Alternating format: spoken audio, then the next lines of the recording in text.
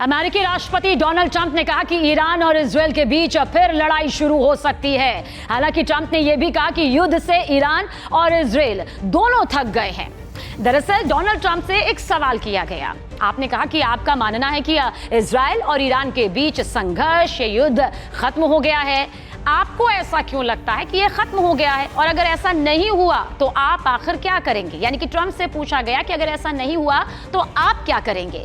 इस सवाल के जवाब पर अमेरिकी राष्ट्रपति डोनाल्ड ट्रंप ने कहा वो दोनों थके हुए हैं, यानी कि ईरान और इजरायल इस संघर्ष से, इस युद्ध से थके हुए हैं। उन्होंने बहुत कठिन और बहुत क्रूर तरीके से ये लड़ाई लड़ी है, बहुत हिंसक तरीके से लड़ाई लड़ी है, और अब वो इससे निकलकर संतुष्ट थे, यानी कि जो संघर्ष विराम हुआ है उससे संतुष्ट थे।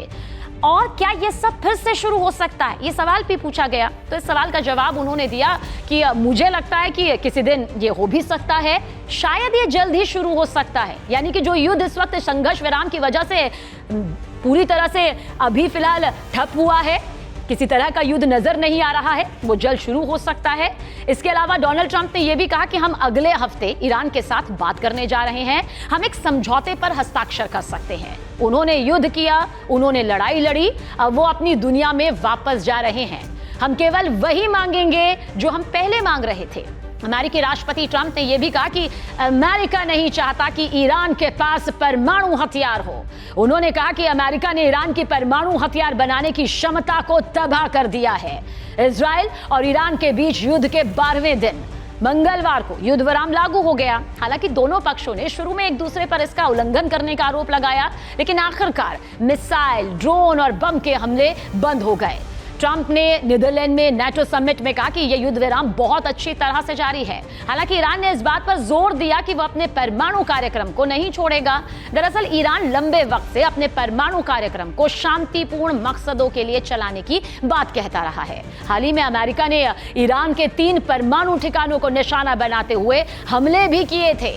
ट्रंप ने कहा कि अमेरिकी हमलों से ईरानी परमाणु ठिकाने पूरी तरह से तबाह हो गए। पश्चिम एशिया के लिए ट्रंप के विशेष दूत स्टीव विटकॉफ ने मंगलवार देर रात कहा कि इजरायल और अमेरिका ने अब ईरान के संवर्धन क्षमता के पूर्ण विनाश के अपने मकसद को आखिरकार हासिल कर लिया है।